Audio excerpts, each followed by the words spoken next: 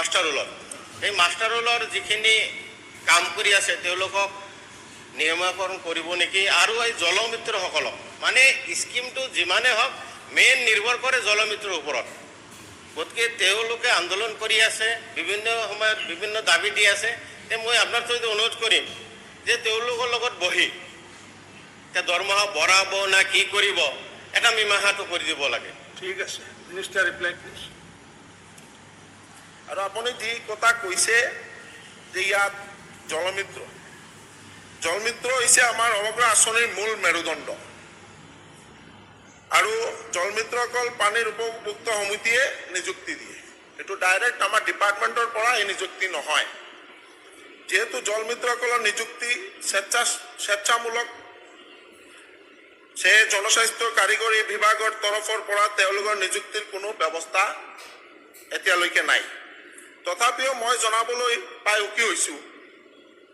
যে আমাৰ জলমিত্ৰসকলৰ অক্লান্ত পৰিশ্ৰম আৰু কৰ্তব্য নিষ্ঠাত সন্তুষ্ট হৈ মাননীয় মুখ্যমন্ত্ৰী ডক্টৰ হিমন্ত বিশ্ব শৰ্মা মহোদয়ে মাহিলী পাৰিতোষিক তেওঁলোকক 15 ফাইনেন্সৰ 6,500 পৰা 1,000 আৰু বঢ়াই দিয়া হৈছে আৰু 7,500 কৰা হৈছে আৰু তেওঁলোকে যেতিয়া কাম কৰি থকা অৱস্থাত যদি কোনোবা জলমিত্ৰৰ মৃত্যু হয় তেতিয়াহ'লে এক্স গ্ৰেচিয়া হিচাপে 5 লাখ টকা চৰকাৰৰ ফালৰ পৰা দিয়াৰ ব্যৱস্থা কৰা হৈছে ধন্যবাদ এতিয়া আহিছোঁ দ্বিতীয়টো খবৰলৈ যিটো অসম চৰকাৰৰ কৰ্মচাৰীসকলৰ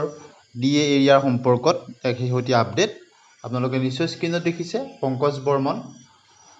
with Surajit Saikia Assam legislative assembly Assam বিধানসভাৰ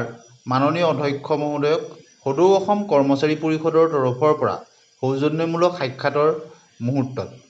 আৰু সাক্ষাতৰ কালত কৰ্মচাৰী সমাজৰ বিভিন্ন সমস্যা বিশেষভাৱে শেহতীয়াকৈ মৰগীয়া বানচৰ বকেয়াখিনি অতি শীঘ্ৰে আদায় দিয়াৰ সন্দৰ্ভত আলোচনা কৰা হয় গতিকে আপোনালোকে নিশ্চয় অৱগত পংকজ বৰ্মন মহোদয়ক ধৰি কৰ্মচাৰী পৰিষদৰ যি নেতৃবৃন্দ তেওঁলোকে সন্মানীয় অসম